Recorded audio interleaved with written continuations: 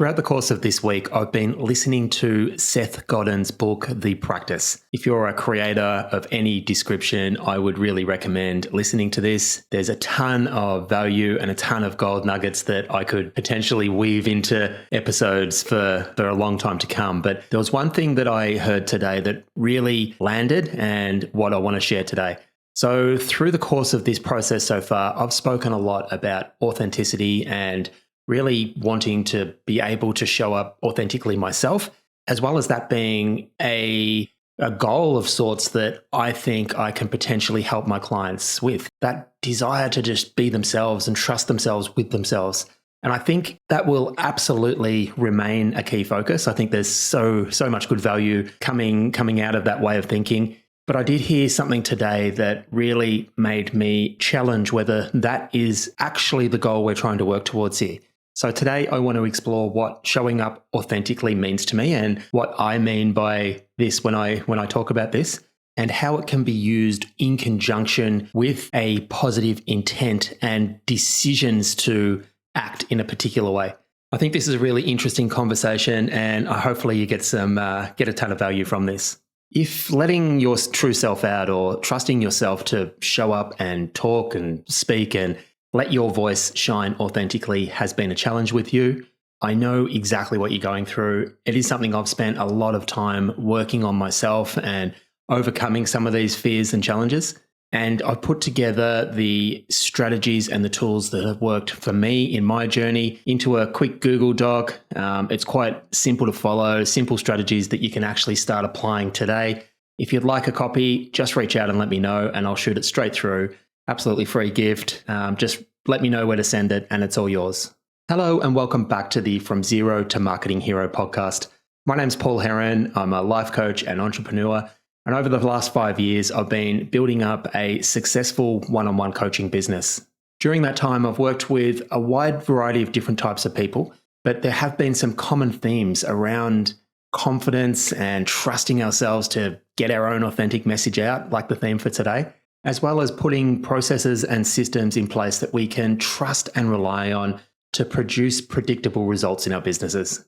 This podcast is my latest latest attempt at pushing myself out of my comfort zone. Over the last 5 years, I have predominantly outsourced my marketing, and I recently decided this is the year I'm going to figure this stuff out.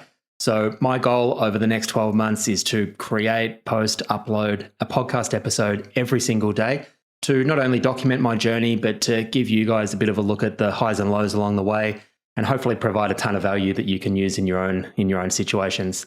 So without any further ado, let's get into today's episode where I want to explore what authenticity actually means and what's going on in terms of allowing our authentic self to rise to the top and whether that's enough to help us achieve the goals that we're looking to achieve. And I think this is a really interesting conversation. It's definitely something that pops up in my own development and my own progression and has over the last many number of years.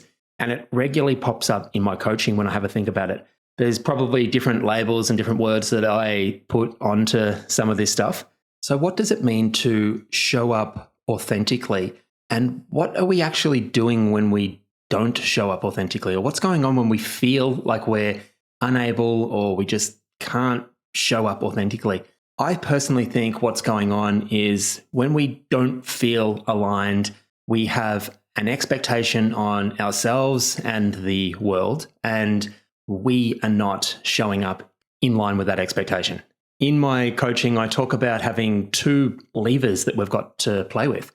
One of them is the expectation, is the idea of what we are expecting from the world, what we're expecting in terms of external results, what we're expecting from others in our lives, our friends, family, partners, whatever might be going on, work colleagues.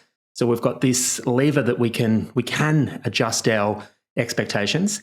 And then we've got this second lever, which is all about how we actually are showing up in the world. So how we're applying our thoughts and ideas, the decisions that we make, and ultimately the actions that we're taking. And for most of us, when we have a balance between our expectations and the actions we're taking, when they're in alignment, when the actions we're taking are meeting our expectations, I think this is the place where we feel a sense of fulfillment. And it's probably the place where we are feeling like we are showing up authentically. I've never used that terminology in my coaching sessions. I've really just described those two levers, expectations, reality. But it was probably hearing these comments today has really helped me or made me think about what this means. And I think in that comment where Seth Godin was talking about showing up authentically, not necessarily being the thing that is going to take you towards your goals, I think what he may have been alluding to there is if we just accept that we are who we are, we're enough, completely enough right now to do anything that we put our mind to take the next step, to do whatever it is. But ultimately, if we lower our expectations to the place where our current actions are sitting, then it is absolutely possible for us to just be perfectly content with where we are exactly right now. And this isn't necessarily a bad thing. This is awesome. If we can get to this place where we're completely content, our expectations and our reality are completely aligned, we don't need anything else. We can just be absolutely, completely content with the way things are right now. And who doesn't want to be there? That's ultimately what most of us are seeking. We're wanting to get to this place where we can just feel fulfilled, be happy with what we've got, and potentially, if we could stay there and live a happy, comfortable, safe life. However, the challenge we have is that for most of us, we have deeper needs. We have a need to really, truly live to our potential.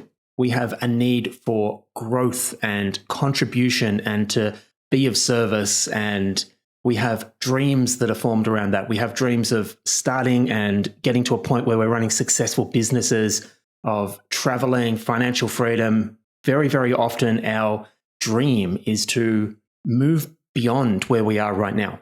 And this is also completely acceptable. It's awesome, actually. I love working with my clients to help them understand that there are choices here that we can make and choices that need to be made.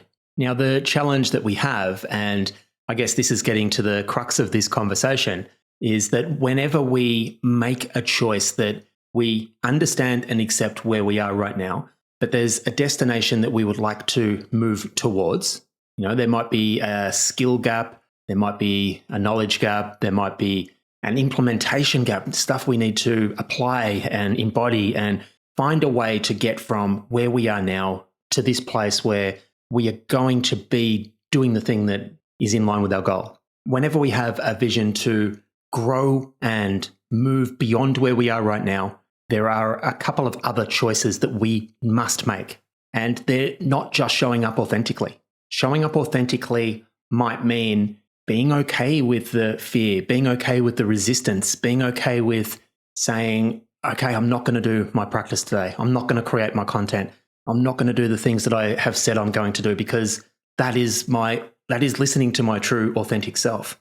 So I think this is where we need to go beyond being authentic and make decisions about being disciplined to do the practice. And this is what this book is all about. It's called The Practice, and it is all about showing up and being committed to doing the work, not being focused on external results or the end goal years down the track, but just deciding what those next steps are and being committed to showing up and taking the actions that you need to be taking, regardless of how your authentic self might feel on any particular day. And I think this is huge because it's almost acknowledging and understanding at the next level that the work isn't always going to feel comfortable. We're going to dread doing the work on some days. If we're training for a marathon, for example, there'll be days when it's freezing cold, pelting down with rain, and we know that we just have to have the discipline to get out and do our training regardless of how we feel on that morning, because we know that putting the practice in and doing the work is the thing that's going to take us closer to our goal. Anyway, I just think this is a really interesting topic to be talking about. I know it's interesting for me right now because up to this point, if I come back to that question of what is it that I want to help people overcome, I have been thinking that it is showing up authentically. But just listening to this book today and thinking through, getting ready for this podcast and just thinking it through out loud as I record it right now, I think the bigger objective for me is about helping people do the practice, decide what it is they want to move towards, and show up authentically, show up as themselves. Try to remove some of the resistance that might be holding them back, but be disciplined at the same time to do the work and to understand that it isn't always going to be comfortable, not always going to be easy, but that's not our goal. Our goal is to move away from safe and comfortable. Well, for most of us, that's our goal. And we've got dreams that we want to work towards, but the only way that we can get there is being disciplined in the actions that we need to be taking, focusing on the inputs, not the external results, using the feedback that we get to our advantage, and just continuing this self-improvement, continuous improvement journey through the work, through putting in the practice day after day after day. So it's definitely got me thinking. I'll probably be back to the drawing board again in terms of putting together my core offer. It seems to be changing by the day as I go through this process myself, but there's a lot here to think about, and no doubt there's a lot more to come, but I think I'm getting closer. If anyone out there listening has their own thoughts, ideas, I'd love to start a conversation. If you resonate with this message, let me know. If you don't agree at all, let me know. I'd love to just talk to people who are working through this same thought process in their own lives. The best way to contact me is to head over to my website, paulheronlifecoaching.com. There's a couple of different ways you can reach out there, but just reach out, start a conversation, and take it from there. If you are struggling with sharing your voice and finding your voice and overcoming some of the anxiety and resistance, I have put together the steps that I follow to tackle some of this stuff. It's a quick Google Doc. There's a couple of pages there of things that you can try. There's a short video explaining how I use this process. If this sounds interested, just drop me a line, reach out, let me know where to send it, and it's all yours. Finally, if you are enjoying the show, I would really appreciate you taking a moment to hit subscribe. It does go a long way in helping me share the show with a wider audience. And until tomorrow, have a fantastic day today. Bye for now.